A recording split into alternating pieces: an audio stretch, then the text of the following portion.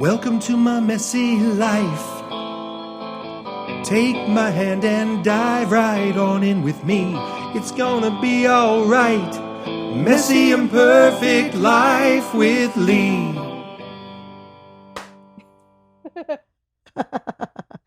What? Do you clap? I mean, in life? No. Ben tells me I have to clap to start the show. Oh, because he's syncing audio. Yeah. Yes, because that's different. Yes. Yeah. So that's if why I were clap. syncing video and audio. Did from you think I something- just got excited like a cheerleader and went, let's start? No, I thought you were doing like the clapboard, but I wasn't really sure why. I was. I just thought you were was. being Leigh. Yeah, it's all odd. All of it could all be just me or something I've been asked to do. I'm never quite sure myself. Yes. Jackie MacDougall, Hi, Leigh Keckner. I'm so happy that you're here. I'm so happy to be here. Are you kidding me? Jackie MacDougall is foxy with blue eyes, a lot of pizzazz and sass. And That's my line. pizzazz, No, foxy with blue eyes. pizzazz and sass. Pizzazz and Isn't that weird that you have like a tagline and I just picked up on it without even knowing that was your actual tagline? I know it's not. Jackie has, do we call it a company? 40 Thrive? Business, sure. A business. Community. She has a community, 40 Thrive. Yes. And is that how we first hooked up through that? What was our first love affair? You know, I was trying, no, because I did broadcast with Kim Goldman and Yeah. you came on that. Yeah. How did But how did I You meet and I connected and then I came on that. How the hell? So you don't know either. I don't know. I don't know either. And I feel terrible if it were somebody that we love who introduced us. Did I meet Kim Goldman through you or did she bring me in?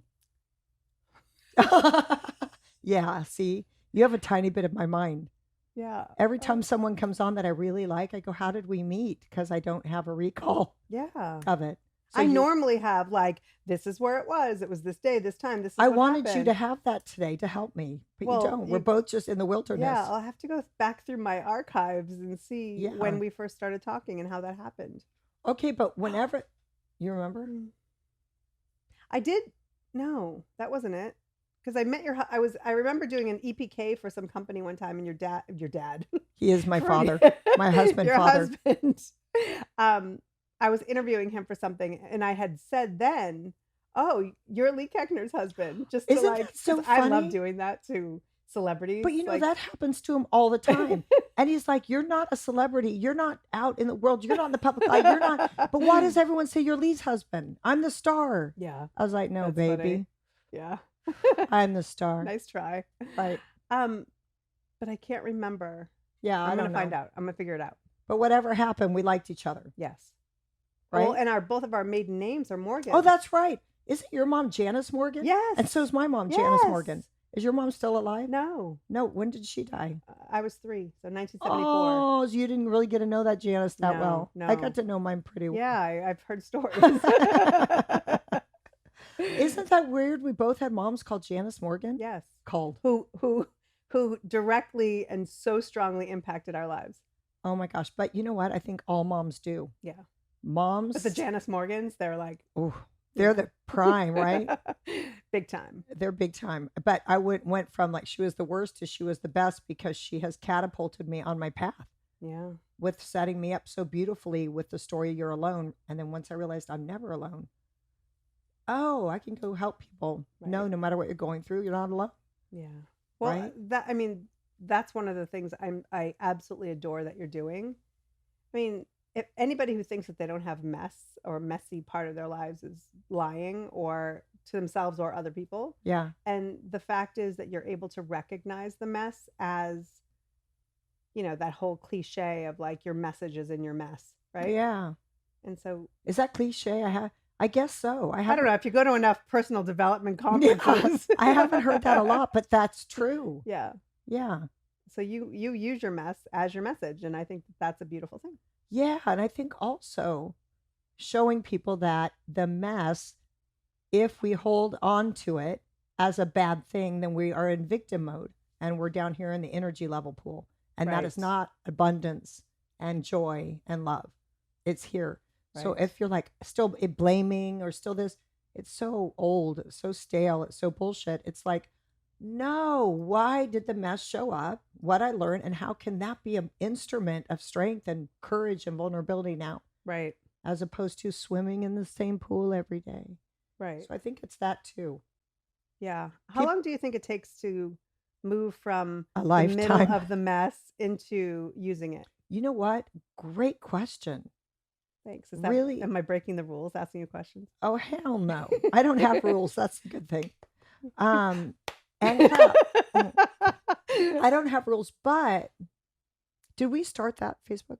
I'm sorry. So we might have to edit that part out. I don't have rules, but wait, what'd you just ask now? Help me get back. I asked how long it takes to move from the mess into really using it as your message. Thank you for that awesome question. It took, like, one of my messes was Charlie. I mean, having to learn how to parent him. It took me 13 years to get it. 14 years. How old is he now? 20. Okay. So his whole childhood, I was still reacting as opposed to responding. I was still like in the moment of trying to fix everything so much for so long that it wore my ass out. So much I had to sit down and surrender. And then I started learning, and then I got to shift. But now I'm getting really laser clarity that every single thing, we call things good or bad, they're all good. They're all for our learning. The messy stuff, the messy shit is the best stuff, because that's where we get really the balls and the meat of who we are. Balls and meat. I like that. Of who we are. And then we can use that.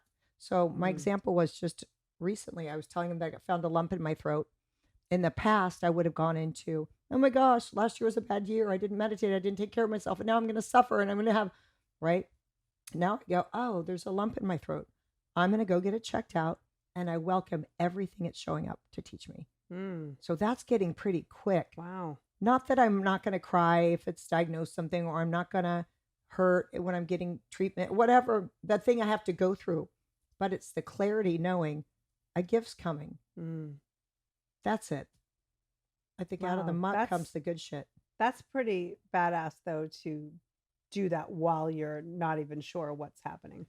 Well, that's because I've been working at it so long and doing the work of the mess and getting in it. And every time I think it's the worst thing possible, it's the best thing possible at the end. It's better than I could have dreamt. Right. You know, it's like it keeps happening. And there's something I'm not fully talking about, just honoring other people involved. But last year was I think the biggest struggle of my life. And this year I'm already seeing the blessings of what's coming from it. Wow. I'm already feeling it and standing and owning the power of it. So I moved from victim to acceptance to gratitude, and then the power can come. So I think I've been doing it for a while. I think I've been doing it almost my whole life without even knowing I was doing it. And I no longer suffer as long, or I feel that, I guess they say pain is inevitable, suffering is optional. Right. So now I'm feeling the pain, I'm experiencing it, I'm hurting, but then I don't suffer as long. So as soon as I'm like, I can't believe that happened to me, I'm like, oh shit, pain's gone. Now I'm creating stories to hold myself in that place. Right. I'm not doing that anymore. Right. Yeah. You got to teach people how to do that. Okay. You know, if only you had ways for people to follow you and learn. Oh my gosh, you guys, you want to get out of your heartache and suffering? Just call me. Well, you have amazing programs for that stuff. I do have amazing. See, you're good like this. She's throwing me softballs that I can hit, and I appreciate you. I'm throwing her softballs, and she's like, "Why are you throwing balls at me?" Stop throwing balls at me. I'm in victim mode. Oh shit, I can knock these out. Yeah, so people can find. I have free things on my things, programs, 33-day programs on my website under 33 that deal with all kinds of different things and owning your life and finding your purpose. And but yeah, I'm having a kick-ass time on the planet. I'm having a kick-ass time, especially now in the mess, because I know it hurts and all that, but I know the glory that's coming. And every time I hold a thought, a judgment thought, or I think I know something, like what my foundation of my life has created, it just shatters. I'm like, what happened?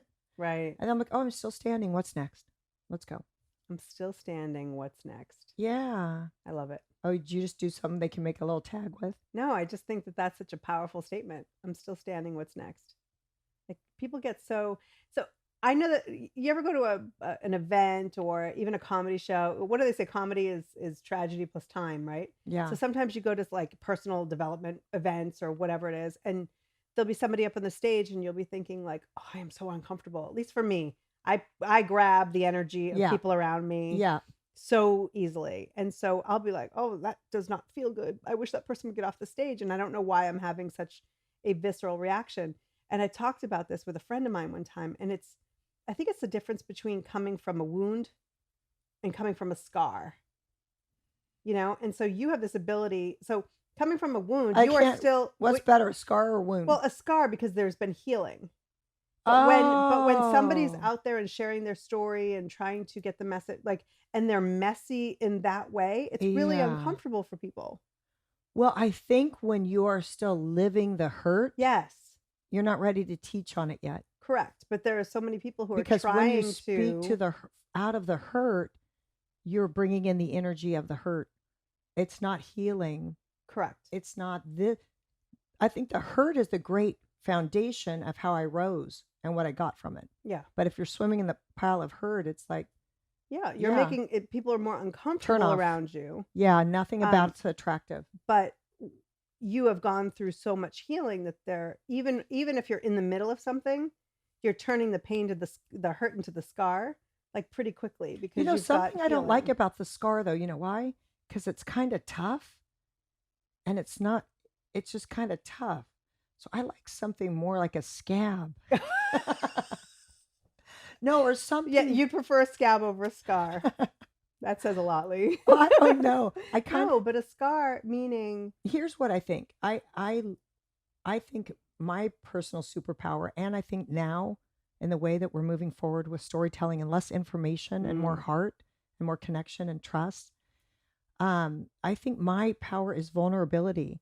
And when I talk about my old stuff, often I cry, but it's not tears of it's the tenderness around it. Mhm. It's the being gentle with myself. It's the remembering how lost I was in it, Right. kind of thing. Right. And there's such a tenderness to it. I remember I did a one woman show years back, and Mhm. the director kept going, "How do you do it?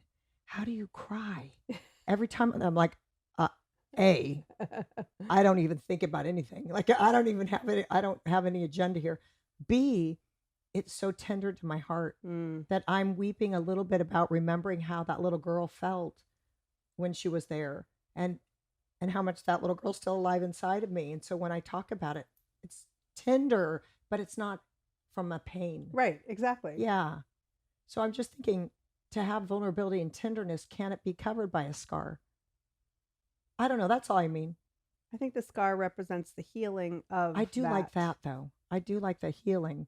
So but anyway, yet it's still there because there are a lot of people who maybe would go through pain and then they pretend the pain never happened, and I don't think you can fully heal when you pretend it never happened. oh, you can't even start a healing when Yeah. you don't I even mean, acknowledge yeah, it. yeah. But I think I know don't what know. you're This is your saying. expertise. I'm just a No, average. no, we're all just humans. But sometimes when I get my humanness out and like connect a little bit to something more powerful, really cool shit comes out of my mouth. Well, But when it's here, I'm just like, just a regular human. Actually, a really weird human that I witness. And I'm like, what an interesting human being. I think that often about You do? myself because I've connected a little bit more to who I truly am, which is not this. It's in here. Mm-hmm. And that this is like the observer of why I'm here, kind of. Yeah. Like I can observe myself and go, wow, she's talking too much. She's saying little quips that have a little bite to them. Wow, you're really feeling uncomfortable right now. And then I can kind of see myself doing it as opposed to judging myself or trying to change. You just have compassion for myself that I'm human and doing the best that I can. That's amazing. It happens sometimes. I have a lot of really great knowledge in here. And a lot of times I forget to implement it in my own life. But I like that I have awareness of the tools to get back quick. Right. Have you always been that way? No. Or was it all after your spiritual badassery course program? I've always been badass. I've always had balls. I've always done and said whatever I wanted. I've always had a tender heart, even though I used to be tough. So I wasn't as connected to it. Mm-hmm. I used to be kind of all over the place. And I think once I kind of honed in on my zone or why I'm here, everything kind of softened and lightened up. And was in line more with kind of God and the universal energy than my own crazy. Right. I had to move from here to here because this is crazy, batshit crazy. The stuff that happens in here and the thoughts that I have and I was telling someone, I'm going to say this, and I want you to talk after this. Okay. Because you're really doing great. You talked about flipping and you interviewing me on my show and me on yours. Yes. It's happening right now. No, you already manifested it. No, I think you're a fascinating person. And I think that your audience would probably benefit from more Leigh. How about it, audience? Subscribe now. And if you're not subscribed to this podcast, what the hell's wrong with you?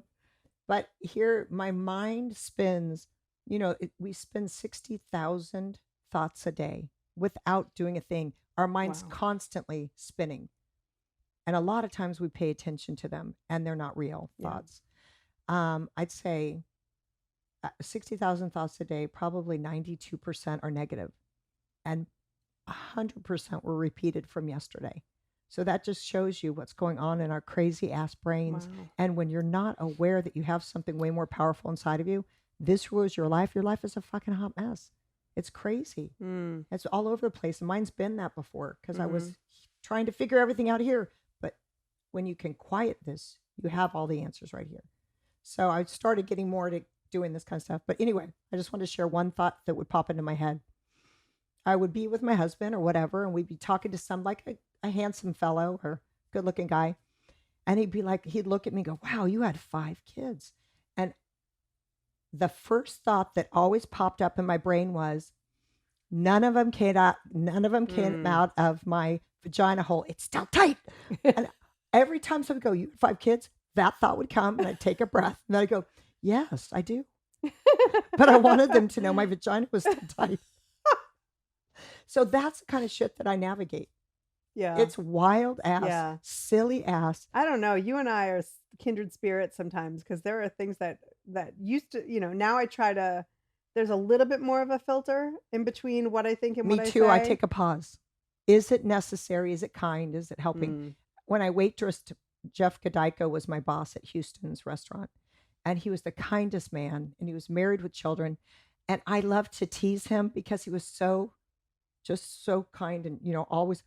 And I always go, hey, and I'm the only person who can't fully join the Me Too movement because I've said so many inappropriate things before I was grounded.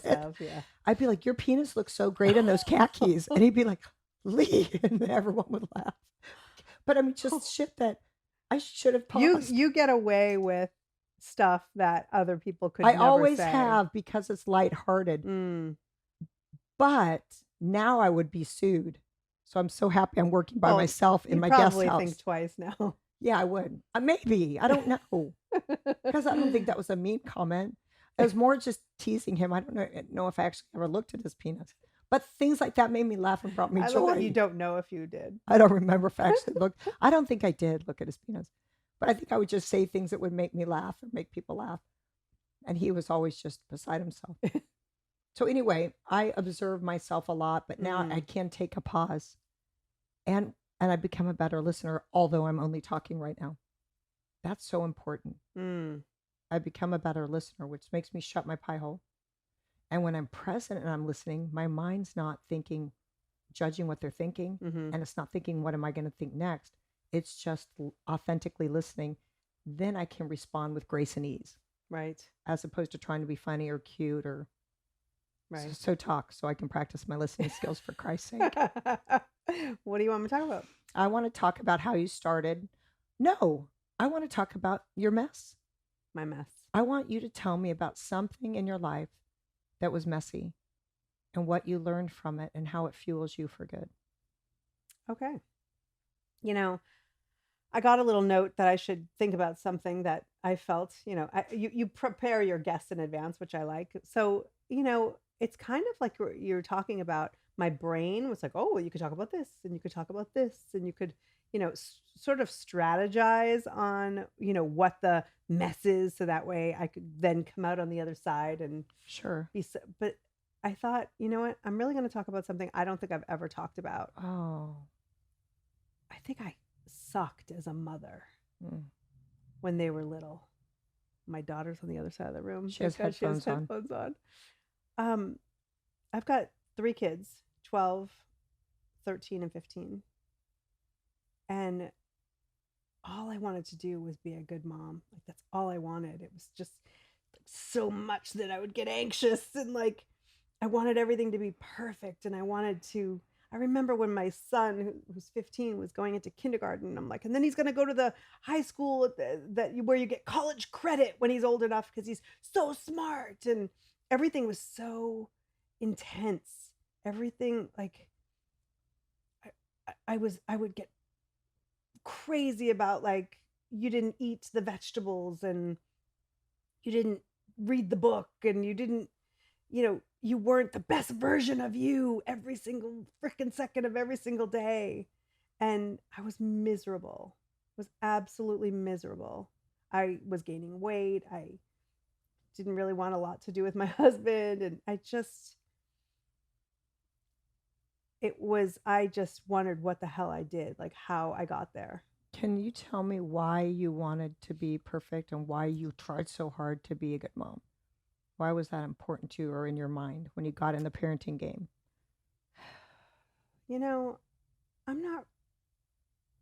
Some of it I'm not sure, and some of it, I, like you had said before, I want to respect certain other people's stories and not necessarily like. Well, my thought is Mm-hmm. everything gets shaped in our childhood. Mm-hmm.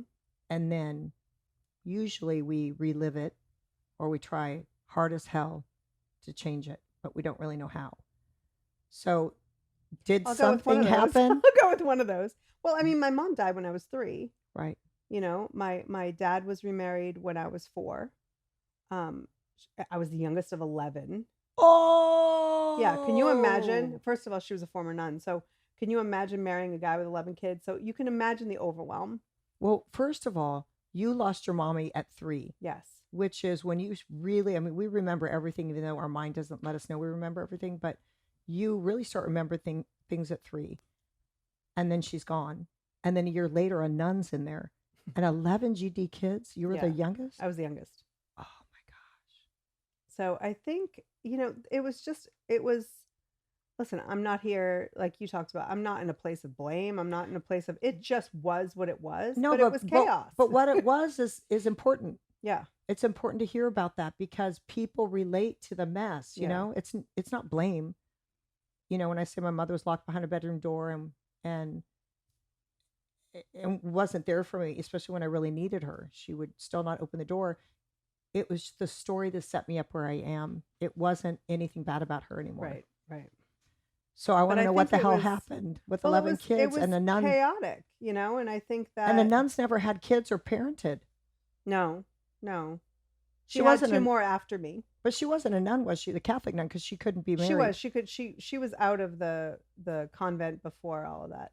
But nuns can't marry, can they? They can if there's like a letter from the Pope or something like. All right. Some sort of like. Okay, so she was a lettered nun. Discharge. I mean, honorable Scarlet discharge. letter. Go have children.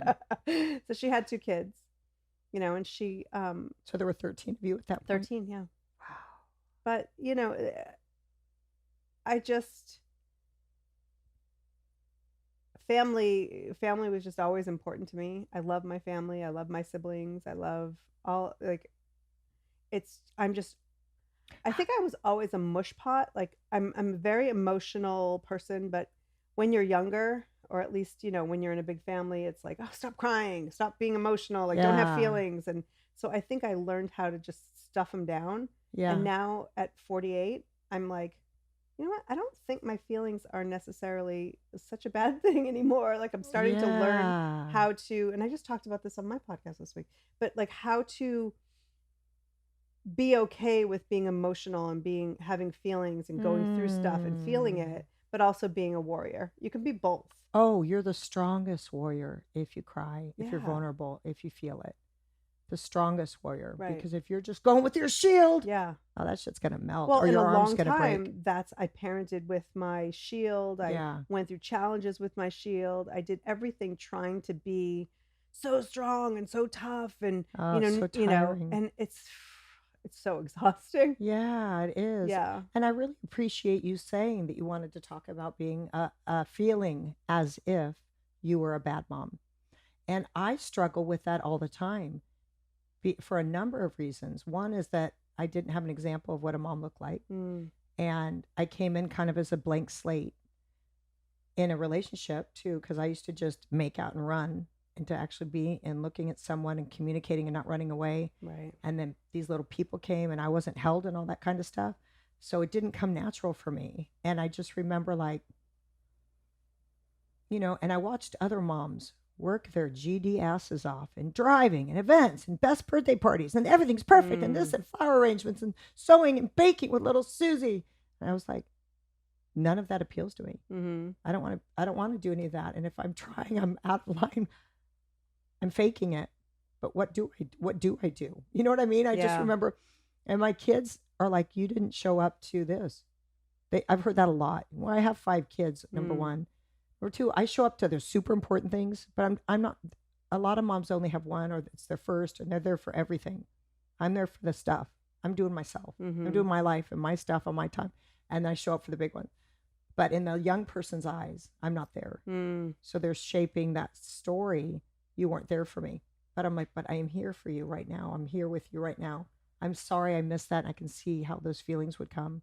But I want you to know I'm always with you. I got you. I love you, But they're like in their young perspective brains like mine, that I wasn't worthy because my mom wouldn't get up. Well, really, she couldn't get up because she was mentally ill.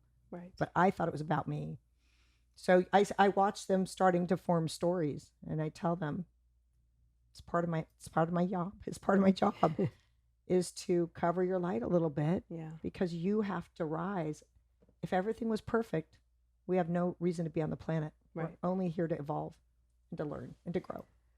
Yeah. But do you see, it's interesting that you say that, because in some ways we just, as moms, we've determined which events or which things are the important ones and which ones are the ones, we cannot show up at. Yeah. And that doesn't mean that that's the case for them. That's right. And that's a good parenting tip right now. I got one that's still 8. I can make amends here. No, but it's ask them what's important for you. I'll be there. I'll be there. Yeah. We've got a handful of things we got to do this month. Which ones are really important for you to have me there? Yeah. And it's fascinating because we talk about this and like what our perception is, but for some reason, sometimes as parents, we forget that the child also has their own perception of what's important. So I worked with somebody years ago on a show. She was an executive producer. She had made decisions her whole life around, and you know how hard it is to make TV decisions around your kids. It's not necessarily always an option, but she always made these decisions. And I had young kids at the time on this job I was working, and hers were grown. And I had asked her, for a little bit of advice. I think I was interviewing her for a website or something. And she said, if you want your kids to talk to you, then you need to listen to them when they're younger about the things that they think are so important that you want to slam your head against a wall. And so I sometimes think about that when I always say parenting is watching a 2-hour movie and then having to hear about that 2-hour movie for 2 more hours after the movie. Yeah. Yes, that's because right. they have to talk about it. And, so I've heard my share of Marvel stories in my house, and I want to say knock it off. I don't care. You told I saw me this the already. Movie. I saw it. Yes. You don't have to replay it. But at that time, at that age, you're honoring it. That's important. what's important to that person. So you were a good mom. If you did that, or did you just learn that's it? now. Oh. No, I did. Actually, I did learn that then. I and it's not like it's hard to implement everything that you hear. I just think I was an intense mom who didn't know what was important.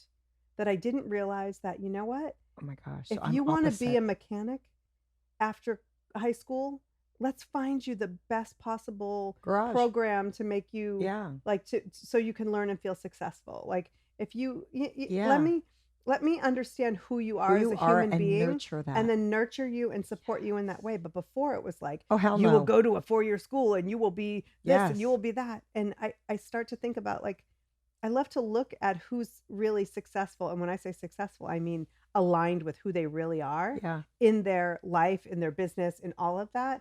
And then find out like how they got there. Yes. Because It's from the not, mess. it's not always this like dictated plan. Why do we do that? Well, because you're trying the best you can where you are. Yeah. You're trying to do the best you can. And then you realize, well, it's not working so well. And you start to be open to new ways of thinking, I think. Yeah. I used to get ragey though, girl. Ragey. Oh, I still do. You do? Oh, yeah. I'm not saying I can't- never do. I I just get get triggered it a lot. less. I have two that are the same Mm. and they won't let up. And I hear one sitting by herself doing something, and the other one comes in and pokes her. I'm like, I saw that poke. And then they start, and then they go, and then it escalates, and someone's crying.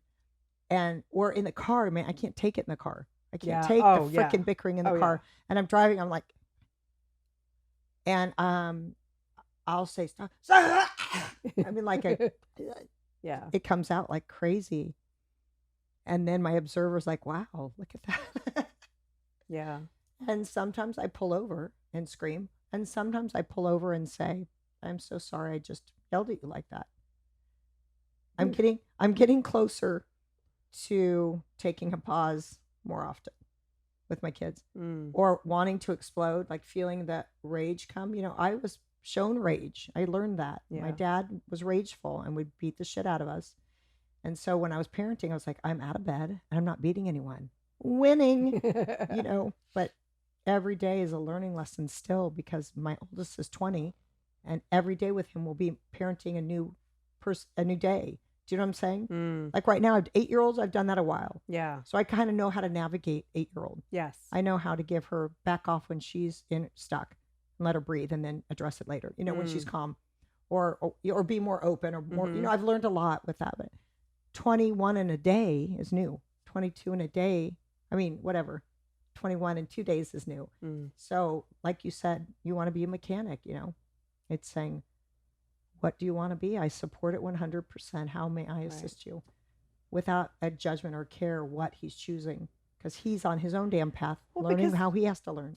Because we sometimes use our kids as like some sort of representation of our success and ego, you know? And so and a lot of parents use their kids as their unlived stuff they want them to do. Right. So they're forcing him to be on this or play this or do this, and the kid's hating it. Right. And it causes division and anger and resentment, and it carries into adulthood when you have a bad relationship with your kid, you know, you don't want to go visit. But, you know, it's an interesting freaking thing. We don't know how to do it. Mm. We come with what we got. Yep. And we work with what we got. And we try, maybe if we're awake enough, to tweak the shit we didn't like. Mm-hmm. Right? But if you're not awake, you just repeat it and it gets passed down for hundreds of years. Right. So we're a little bit awake. My kids say to me, you're kind of a mom. What does that mean? We'll have to ask them, but it's like you're not really a normal mom. Oh. Like you don't do the things you're supposed to do. And I asked them, like, what does that mean? She says, oh, forget it. I go, no, tell me. Because Audrey and Margot were together laying in bed watching something, talking about me being kind of a mom. That's your next brand, kind of a mom. Kind of a mom. And, you know, I take it now just in love. I just take it in love. I'm not triggered by it because I am kind of a mom, meaning my whole heart is in it. But if somebody falls and is crying, I don't run over and are you okay? I just look at them and they're like, do something, Mom. I'm like, you're not bleeding. How can I assist you? But I'm just letting them fall and experience themselves. But they're like, do more, get up, right? Freak out, act like you care. I go, oh, I care. But none of that will. But for them, they're saying, I need you to show me you love me this way. I'm just coming to that right now as we're speaking. For her, if you run and get me a freaking Band-Aid, although I don't have a cut, that to me equals you love me. Interesting. That's what I think, maybe. Because you're saying it's all about those love languages. Have you ever? Yeah. Yeah, I love that. I mean, Yeah. I've never read the book. I've only done a quiz. Yeah. Just how people receive love differently and being open to how they receive love and understanding that it's not really about you. Well, my husband's thing is service. Mm, So he would do things for me all the time, but I didn't give a shit about any of it because that's not my love language. Yeah. And I don't care if my car got its oil changed. see, that's my love language. Service? Could you send Dave over? Oh, yeah. So Dave would do so many things for me. I'd be like, great. So can now you like put your arm around me or look in Mm. my eyes? So mine was like affirmation Yeah. and touch. Yeah. So if he just had his arm around me, that's better than 1,000 pancakes or whatever the hell he was trying to do all the Mm. time, which I didn't. So it is that kind of, it's our perception and Right. what we need. Right. But people aren't mind readers. So we have to know our needs aren't going to be met unless we share them very clearly. Yeah. And I think my dad was probably an acts of service kind of guy because I've noticed in my marriage that, you know, if you didn't go and change my oil and you saw that the oil light was on, like, you don't love me. You know, I used to way before now take certain omissions or lacks Personal. of effort, like as if it had something to do with the Yeah. level of love that he feels. Yeah. When in actuality, it just is not the way he sees love. Yes. Yeah. And plus, like, how do you act like a capable, strong, badass woman and then you're like, you didn't change my oil? Like, it's so confusing to them too. But you know what I think too? I think what I love that I've gotten to a place with myself is I so embrace being human. I so embrace going, what? I didn't do that for me. And then realizing, oh shit, if you want something done, you do it yourself. Yeah. But allowing myself to be human, if I was all spiritual, I would just be gone back to the stars. I'm Mm. here to be human. I'm here to be flawed. I'm here to make mistakes. I'm here so I can keep learning. Right? So Yeah. I'm a strong woman because I know who I am, not because of what I say or do. I love that. Yeah. I'm And just- you know, the one thing that many things about you impress me, but I think the thing, and I've seen it just in the short time. I mean, we've known each other a couple of years, Yeah. 3 years maybe, and you seem to be really accepting and forgiving of who you are. Like, not only do you know who you are, yeah. but then you're accepting of it, and you're also forgiving of yourself Compassionate to yourself. to myself. What a freaking concept! Right?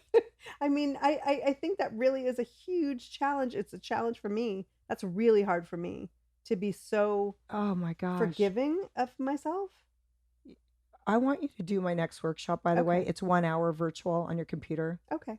I'll gift it to you No. because the whole thing, it's coming home Mm-hmm. that all of this is just showing up to teach us. Mm-hmm. This is why we're here. It's our soul. It's right here. And as much as we can take care of this, we can take care of being gentle with ourselves, moving slow, forgiving ourselves for being human instead of beating ourselves up. Like the 60,000 thoughts a day, half of them are lashing our back. Mm. So we're beating the shit out of ourselves. And it's like, that's not very productive. Right. That doesn't feel good. That's Right. not serving me. Have you ever gotten what you wanted by berating somebody or like beating them up? No, not usually. No. So why would Well, you expect maybe it of I yourself? have, but it didn't feel good. Yeah. And it didn't feel good. Like if I was bitchy about a table or I got mad about something Mm. and we got it, the whole time I ate, I couldn't taste the food because I was feeling bad about the experience. Right. But no, I think you have to, it's just like such a bully thing. You know, we bully ourselves and we bully others when we feel out of control. Yes. Yeah. Yes.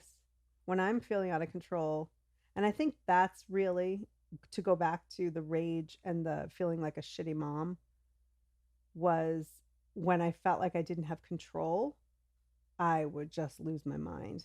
Like, and to this day, when I have anxiety, it's because of the lack of control. And so really what I'm working on is knowing, first of all, we never have control. But secondly, that nobody was ever successful or happy or fulfilled in their lives by the spinning and the anxiety and the No. need to be perfect. That holds them back and keeps them stuck and Yeah. debilitated. Yeah. Crippling. It's crippling. I love about control. It's like if you're a backseat driver, Mm. you're like, turn left, slow down, do this, do that. You feel in control because your ego's being heard, but really what you say has no impact on what's really happening. Yeah. And I feel like that's how we are with ourselves, even with we try to control situations. We try to control, it's from our ego, because the reality is we can control nothing except one thing. So everything's out of our control. And once you realize that and you're like, how awesome, let me flow and see what's coming. I'm not going to worry. I'm not going to stress. What was the other point that I was going to say that I liked? Oh, the only thing that we do have control over is how we respond to what shows up and how we treat ourselves as we navigate it. That's it. So you just know shit's a coming. Yeah. Am I going to react and get mad and explode and fall into victim mode and beat myself up? Or am I going to go, something's here, and jump in? Whether it's a giant tidal wave or it's just a rocking in the ocean, whatever wave we're on, whatever it looks like, we have no control what's coming. None. Right. None. So as much as we plan, as much as we have this and this, it always goes, ooh, well, wait a second. I prepared for 4 years for this. I'm over there, Right. So I think that, to me, that's a relief. I don't have to control shit. Yeah. How many times, I have a couple girlfriends who are as type A as I am. So like very rarely, but a couple times in my life, one of them would say like, all right, we're going to go on this trip and I'm going to handle all this, or we're just going to go out for dinner and I'm going to make a reservation or whatever it is. And the idea of not being in charge is just so exhilarating. I love it that I love it. Every holiday I control, or even when somebody else, it's like, ooh, ask Jackie what we should do for A, B, and C. And it's like, why are you asking me? It's your turn, Yeah, because you've taken on that role. Yeah. But And so I don't know how to kind of get out of it. Get out of it. Here's how you do it. Let's all go out for dinner. You stop doing the role. Yeah. You know that you're at a podcast, right? And that your audience can't see that you're just nodding. So I made a real cute face and shook my head yes. Except it's also on YouTube. Yes. If you want to see my cute face with my head shake, you can go watch it on YouTube. Right. But yeah, I think we show up with our roles. Yes. And everyone else shows up with theirs.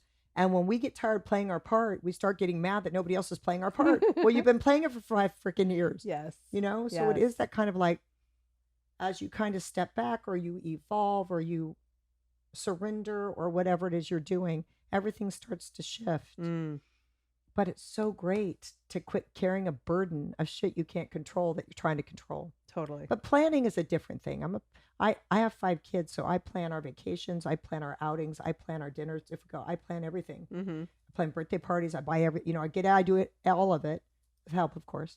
But I got a little help. But with 4 nannies and with 17 nannies and a driver, I just it's so hard. A cigarette. But what's funny? It doesn't matter how much freaking help you have. The kids don't give a shit, and they want you. Yeah.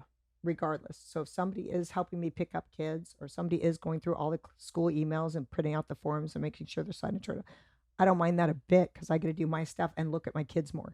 If I was doing all that shit, I wouldn't be sitting here. Right. Because my list is too long. That's a business, filling out the forms and all that and just giving it to the parents to sign. Oh my God. Seriously, you could start an agency. Let us tap into your email and do all of your school stuff for you. Seriously, I just remember crying one day to Dave going, I had 4 schools. They each sent about 5 emails a day. So each day I would get 20 emails of important information that I had to have done tomorrow, filled out forms and this, if your kid doesn't have it tomorrow, turn it in, they can't go. And the field trip in 4 months. And I missed everything constantly. And I was just crying going, I can't get through the emails. He goes, well, let's have somebody come help you get through emails. I was like, okay. You're like, we can do that. And then I was like, I can't cook. Okay. Wait, does someone else cook for you? Well, I have a housekeeper. So she does light picking up, helps with the driving, and cooks dinner and does laundry. So then when that's happening, my kids look over at me smiling on the chair and they're like, you're kind of a mom.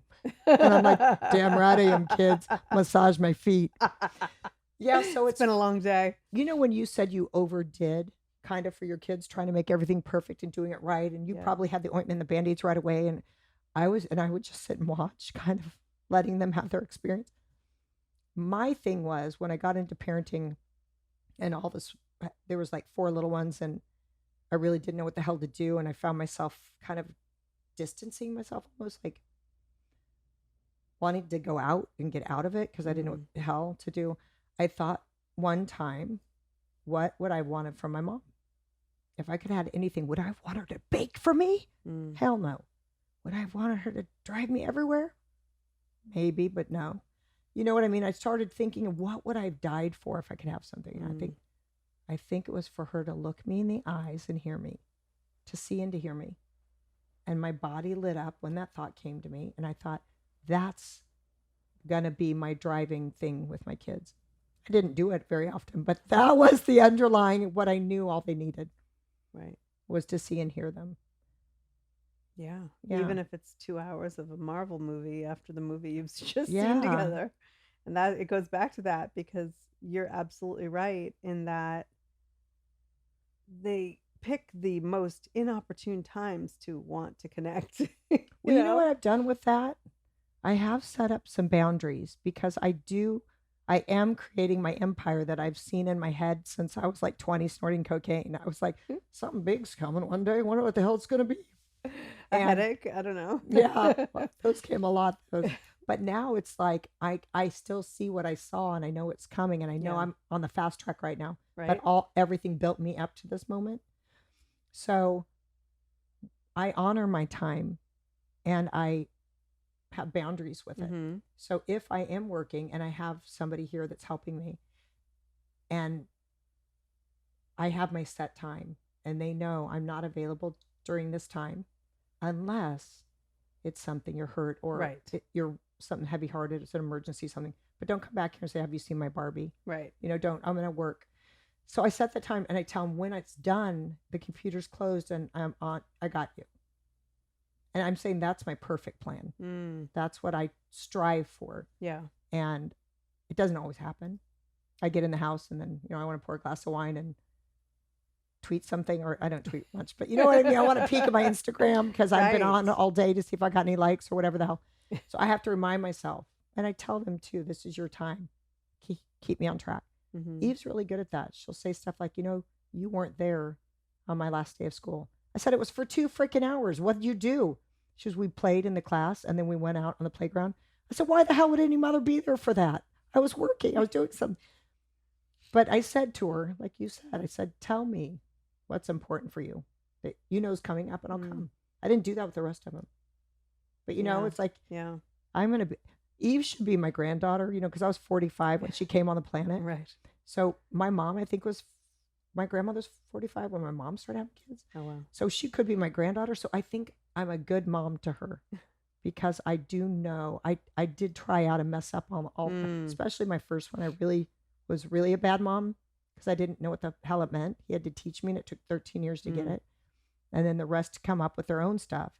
And I'm navigating them and trying to see them and honor them. But Eve's like, she's kind of my granddaughter. Like, I'm more in, and I'm good, and I'm, Right. I know myself more.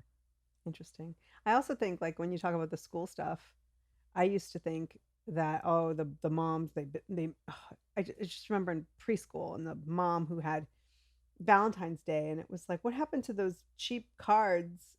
Getting them to sign their name on them was hard enough, but like, should have little baskets or some sort of thing. And I used to think like, oh, well, I'm never going to live up to what a real mom is. Like, did I not know how to do all these, amazing things? And then they got to the point where a few years back where I realized, I'm not going to do anything at their school that is ego driven. I'm only going to volunteer or do things that actually benefits my child. Maybe that is volunteer at the carnival, because they don't, they can't have a carnival if they don't have enough volunteers. Yeah. But like this year I taught junior achievement in 6th grade. Cool. And I showed up for an hour, 6 weeks in a row, and taught them about budgeting and all the things that we as grown people should know how to do. That's fantastic. And credit and all that. Last year I did the yearbook because my son was, it was his first year in the school, and he was in 6th grade. And I was like, oh my gosh, it's a 6th grade year, and nobody knows him because he's brand new. So he's not going to make it into the yearbook, because all the pictures. That's still controlling, though. That was so controlling. But that was ego driven. In my brain, it was, I didn't want him to feel sad. It's ego driven. Is it? Yeah. Yeah. But I Yeah. tried to do things that I thought, I maybe think, the yearbook wasn't really to benefit. no, that was not a good one. That was not a great example. Cut. I think Take note. Cut that out. No. Just kidding. like you said, I do the things that I know all the moms are going to be there because they do form things with me, as I did with my mom. I always notice when she wasn't there. So if everyone's there and I'm not there, I make sure I'm always there for those things. I don't give too much care and concern anymore about kind of stuff like that because Yeah. I see the big picture of why we're on this freaking planet. It has nothing to do with that kind of stuff. Yeah. Well, I'm so happy that my daughter's going into 7th grade because now I'm done. Yes. Yes. And it's so freeing too to not care how much other moms do, to not Yeah. care what their things look Yeah. like. You know what I don't do either? Talk about not a mom. Kind of a mom, they call me. Kind of a mom. Is I don't send out thank you cards. Mm. That stressed me at the beginning because I'm not the most organized person. And where did I put the list and who got what? I didn't write it right, and writing them and getting them out on time when you're supposed to get them. And I thought, this is causing me personally more thing than somebody getting something that says thanks, because it's the pattern we're taught of what you're supposed to do. And especially now, I only do things that light me up. I only do things that excite me. I only do things that are in line of being of service or sharing my gifts or my of my time. So I invited you to a party. I got a $300 bouncer. I got a woman dressed like Godzilla. I got spent like $800. You got my kid a $20 gift. I gave you a gift bag. You're welcome. We're not even, but thanks for coming. Suggested gift price. Yeah, I'm like, I threw a big ass party. You came and you drank a lot of my rosé, and that kid beat everyone up in the bouncy. You're welcome. You actually owe me. Yes. Forget it. Forget a thank you card. Send them an invoice. So I will, if somebody touches my heart or somebody touches my heart, I will send them a text. No. Or a phone call or an email or a handwritten card. That's important to me. People coming and eating my shit and drinking my food, and then I have to tell them thanks for a $19 Barbie. Doesn't ring true to me. Right. So it's interesting to allow yourself, not what people tell you to do or what they think is right or what Martha Stewart writes about. It's to honor who you are and respect your time. And I put enough time in the GD birthday parties to write 100 thank you notes and pretend they're for my kid. Right, with the opposite hand. They so it get in a looks like fight kid. with my kid. Write the note. Yeah. I'm like, what? None of that feels right to me. Mm-hmm. But I get the card saying thank you. Johnny says thanks for my Barbie. And I put it in the trash or the recycle bin, and they feel complete. And I feel like I just threw away a fucking piece of paper that didn't need help. You know what I mean? Yeah. So it's just Good point. interesting to allow yourself to be you, to see the world your way, to live in it, because it's your movie you're creating. It's your dance Right. how you want. Yeah, we're taught to be quiet and sit in line, stand in line, and sit down and memorize other people's work. And the best memorizer wins and goes to the best school. I'm like, I don't give a shit about any of that. Yeah. Explore, know who you are. I don't Yeah. care if you go to college. That's not going to define you. I just think if we can teach them both by opening up opportunities or opening their eyes to opportunities more so, but mostly living our best version of ourselves, then Girl, you just hit the hammer on the nail on that hammer. because somebody said That's it. somebody nail posted on Facebook with the when- hammer. You hit the You just hit the Nail nail on the on the head. head with the hammer. Should I I take think out the the hammer's implied. I take out the hammer. You just hit the nail on the head. Okay. Yes. So somebody had posted on Facebook one time, how can I build a business and go after my dreams when I have 3 kids? And I said, that's exactly why you should. Yes. Mothers lose themselves in their kids. They almost use them as an excuse not to live life. If I can focus all on my kid, put all my energy here, I don't have to look at myself or deal with myself or step into my power. Right. And that's why we have empty nest syndrome. I will not experience that. Mm. So when they go on their next journey, I'd be sad I don't see their next journey. Sure you will. But okay. Well, no. I'm calling bullshit right now. No. My heart will be sad that they're Yeah. leaving my home, but my heart will be happy that they're leaving my home. Yeah. because they're not meant to stay here. They're only here to grow wings to fly. Right. And hopefully I'm giving them some wings. Right. You know, that's what. But what's interesting is that we say we want our kids that have wings and fly and this and that. And then as soon as, especially the women, the females, become mothers, we then go, who the hell are you to have wings and fly? You should be home. You should be living for your kids. You should be, Yeah. Isn't it's like, Well, I think focusing on your kids is a great excuse to step out of your life. Using your kids. I mean, listen, I focus on my kids, but I've got dreams. Well, I'm living mine, and I'm learning, loving, and guiding, which is, I think, what we're supposed to do. I don't think we have to break our backs to make everything and be arts and craftsy, unless you have a lot of time in your hand and that lights you up. Well, if that's your thing, that lights you up. Totally. So I think there's something about realizing I'm here for my soul's evolution. There are 5 piglets running around on my treadmill as I walk with me right now, right? They're crossing over, they're on their own, but they keep coming on mine. I'm ultimately here for my soul's evolution, which is connecting closer and closer to love. One of my favorite quotes of all time, I'll probably mess all of it up, but that's why I like the word messy. I can make things a little wrong, is from Carl Jung, or Jung, the great philosopher. We got 5 minutes. So Carl Jung, he said, the greatest disservice in the life of a child is the unlived life of the parent. That got me to my core. I am here to soar. And when I do, and as I do, I give them permission to do the same. Right. That's powerful. Yeah. I'm not here to attend to everything. I'm not here to make you everything. I'm not here to keep your light shining so bright that you have nothing to overcome. I'm here to live so fully in who I am that my love can bubble over onto you, and I can show you how to fully be alive. That excites me right now. That just excited me. That just gave me chills. That gave me freedom to be me and to do what I'm doing. And when they say to me, you're going out again? I say, you're welcome. Always have fun.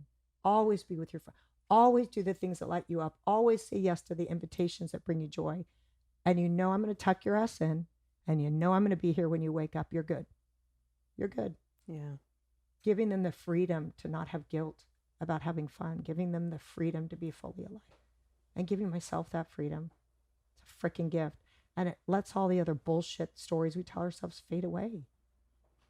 That's amazing. Because, I mean, we're programmed as mothers to live solely for them. And if you're not giving, if you're not struggling to give them everything, then you're not successful at it. And it's so back-asswards. And it goes to the damn thing. And I know this is one that's overused, but if you think about it, you put your mask on first. You breathe. And then you put theirs on. You take care of yourself. You fill yourself up with love. You are fully alive. You move from that space. When you're giving them everything and working hard and sacrificing, you're moving from lack. You are out of line with why you're on the planet. And then you're going to crumble hard when they leave. Right. Because you've lost yourself. So I just say we keep doing what we're doing. We're gentle with ourselves. We have a freaking blast. Have fun. Yeah. Sure, obstacles are coming. They're going to hurt. Of course, we know they're coming. Navigate and work through them, but have freaking fun. It's the whole point. I love it. To be in joy. I'm in joy because you're here. Oh, I love being around you because then you put things in perspective, I think, where you're absolutely right that we should be having fun. I mean, that's really part of why we're here. I mean, and I don't mean have fun, like I'll be down at the Mexican restaurants. That too. If it sometimes includes that. But I just mean finding joy in what you do in your life. Yes. Finding joy in an elevator filled with people. I have so much joy in elevators. I'm so happy I'm packed in with these people. Sometimes I just face them and look in their eyeballs. I'm like, is this fantastic? We have this moment together. Every time there's something magical that happens. You need video of that. I can't even imagine the reaction to you in an elevator. And guess what they do? They start laughing and they say things, and then somebody walks out. We yell something, and I said, "Have a good day, babe," to this little sweet Filipino woman. She's like 70, and then the two young guys here go, "Who'd you say babe to?" And I was like, "You guys." And then we're all cracking up, and it's like the elevator opens and there's laughter, and I go and get my physical therapy shoulder work. You know what I mean? But I was like, there's moments to. Yeah. We're all connected. When we forget that, we're isolated and we suffer. When we don't, we're freaking having fun. It's like that's why phones were like the best thing and the worst thing that could have ever happened to us, because sitting in a restaurant by yourself waiting for someone, or being in an elevator, it's like you can just look at your phone. Yeah, now we're disconnected. So yeah, now I like to do it more than ever. Yeah, it's just so fun. That's hilarious. People are good stuff. So I'm seeing good stuff in your eyeballs right now, Jackie. What do you want to pitch something? What are you doing? What do you want people to tune into? Your podcast? My podcast, for sure. How? 40 Thrive Podcast. They can find it on all of the podcast places, Apple Podcasts, Spotify. 40 Thrive. Or they can go to 40thrive.com/podcast, and they're all there. Because sometimes people aren't necessarily podcast app people. They want to just, they're on their computer, they're on Facebook, they're wherever.